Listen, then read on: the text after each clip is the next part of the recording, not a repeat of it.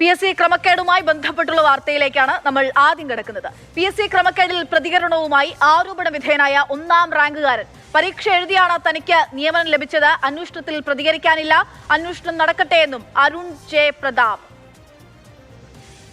എനിക്ക് പറയാനുള്ളത്, ഞാന് സ്വാഭാവികമായിട്ടൊരു പരീക്ഷ എഴുതിയിരിപ്പോഴും പ്രൊസീജിയറോട് വന്ന ആളാണ്. ഈ വിവാദവും കാര്യങ്ങളുമായിട്ടൊന്നും അതിനെപ്പറ്റി ഒന്നും പ്രതികരിക്കാനില്ല. എന്തായാലും ഇപ്പോ ഈ ട്രൈബ്യൂണലിന്റെയും മറ്റേ ക്രൈംബ്രാഞ്ചിന്റെ ഒക്കെ പരിഗണനയിലുള്ളതാണല്ലോ. അപ്പൊ അത് അവരുടെ അന്വേഷണ കാര്യങ്ങളും നടക്കട്ടെ എന്നുള്ള രീതിയിൽ മാത്രമേ പറഞ്ഞിരിക്കുന്നു. PSC ഒന്നാം റാങ്കുകാരന്റെ പ്രതികരണമാണ് നമ്മളിപ്പോൾ കേൾക്കുന്നത്.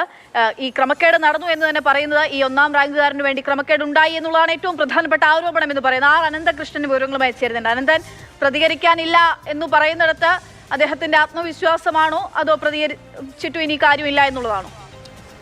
അക്ഷയ, ആസൂത്രണ ബോർഡിൽ PSC വഴി നിയമിതനായ അരുൺ ജെ പ്രതാപിൻ്റെ പ്രതികരണമാണ് കേട്ടത്. ആ നിയമനവുമായി ബന്ധപ്പെട്ടാണ് ആക്ഷേപം ഉയർന്നത്. അതിലാണ് ഇപ്പോൾ പ്രത്യേക അന്വേഷണ സംഘം ക്രൈം കേസ് രജിസ്റ്റർ ചെയ്ത് അന്വേഷണം ആരംഭിച്ചിരിക്കുന്നത്. ആ ക്രൈം കേസ് രജിസ്റ്റർ ചെയ്യുന്നതിന് മുൻപ് തന്നെ ഇതുമായി ബന്ധപ്പെട്ട് ജയലാൽ എന്ന വ്യക്തി നൽകിയ പരാതിയിൽ പെറ്റീഷൻ എൻക്വയറി SIT നടത്തിയിരുന്നു. ആ എൻക്വയറിയിൽ ഈ പരാതിയിൽ പറഞ്ഞിരുന്നത് പോലെ തന്നെ ഈ നിയമനവുമായി ബന്ധപ്പെട്ട ചോദ്യപേപ്പർ അല്ലെങ്കിൽ ഉത്തരക്കടലാസ് വാല്യുവേഷനിൽ വലിയ തിരിമറി നടന്നു എന്നുള്ളത് SITക്ക് ബോധ്യപ്പെട്ടതിൻ്റെ അടിസ്ഥാനത്തിലാണ് FIR രജിസ്റ്റർ ചെയ്തത്. അതിലേറ്റവും പ്രധാനപ്പെട്ട കാര്യം ഈ 54 ചോദ്യങ്ങൾ, ഉത്തരക്കടലാസിലെ 54 ചോദ്യങ്ങൾ അരുൺ ജെ പ്രതാപിൻ്റേത് വാല്യൂ മറ്റു ഉദ്യോഗാർത്ഥികളുടെയും വാല്യൂ ചെയ്തില്ല എന്നുള്ളതാണ്. അത് അരുൺ ജെ ഈ ഒന്നാം റാങ്കുകാരൻ എഴുതാത്ത 54 ചോദ്യങ്ങളാണ് എന്ന് ആയിരുന്നു ജയലാൽ ഉന്നയിച്ചിരുന്ന ആരോപണം. അത് SIT അതിൽ ആ ഉത്തരക്കടലാസും പരിശോധിച്ച ശേഷം അത് വിലയിരുത്തുകയും ആ രീതിയിൽ വിലയിരുത്തുകയും ചെയ്തു. അതിൻ്റെ അടിസ്ഥാനത്തിലാണ് FIR രജിസ്റ്റർ ചെയ്തത്. അപ്പോൾ ഈ വാർത്തകളൊക്കെ പുറത്തു വന്ന പശ്ചാത്തലത്തിലാണ് അരുൺ ജെ പ്രതാപിൻ്റെ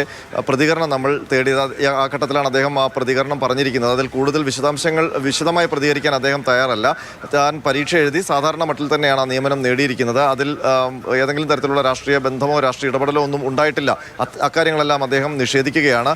അന്വേഷണം നടക്കട്ടെ, ട്രൈബ്യൂണലിലും പരാതിയുണ്ട്, അതിനൊപ്പം തന്നെ SITയുടെ അന്വേഷണം നടക്കുന്നുണ്ട്. ആ അന്വേഷണം നടക്കട്ടെ എന്നുള്ള നിലപാടാണ് ഇപ്പോൾ അദ്ദേഹം എടുത്തിരിക്കുന്നത്. അക്ഷയ,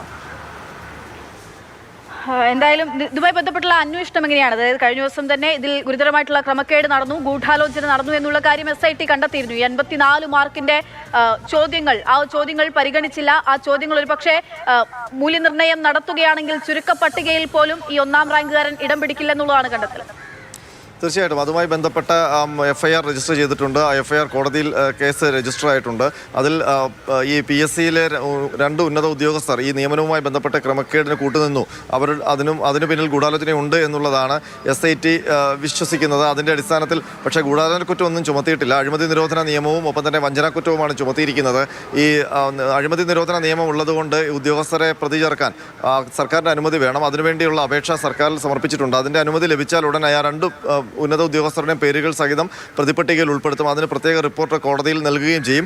അതിനൊപ്പം തന്നെ ഈ അന്വേഷണം തുടരും. നമുക്ക് SITയിൽ നിന്ന് മനസ്സിലാകുന്നത് അന്വേഷണം കുറച്ചധികം സമയം എടുക്കുമെന്നുള്ളതാണ്. ഈ അഴിമതി നിരോധന നിയമമൊക്കെ ഉണ്ടായതുകൊണ്ട് ഏതൊക്കെ തരത്തിലുള്ള നേട്ടങ്ങൾ, ഒരു അഴിമതി നടത്തുമ്പോൾ അതിനൊരു നേട്ടം, സാമ്പത്തിക നേട്ടമൊക്കെ ഉണ്ടാകേണ്ടതുണ്ട്. അപ്പോൾ അത് എങ്ങനെയാണ് ലഭിച്ചത്, എത്രത്തോളം ലഭിച്ചു, അതിൻ്റെ തെളിവുകൾ, അത് സംബന്ധിച്ച് വിശദമായ ഒരു അന്വേഷണം നടക്കണം. ആ അന്വേഷണത്തിൽ കൂടുതൽ തെളിവുകൾ വരുന്ന മുറയ്ക്കാണ് അറസ്റ്റ് അടക്കമുള്ള നടപടികളിലേക്ക് പോവുക.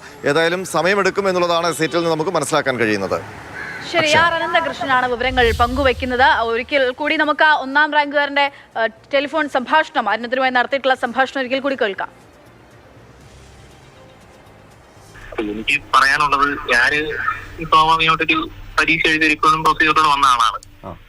ഈ വിവാദവും കാര്യങ്ങളുമായിട്ടൊന്നും അതിനെപ്പറ്റി ഒന്നും പ്രതികരിക്കാനില്ല.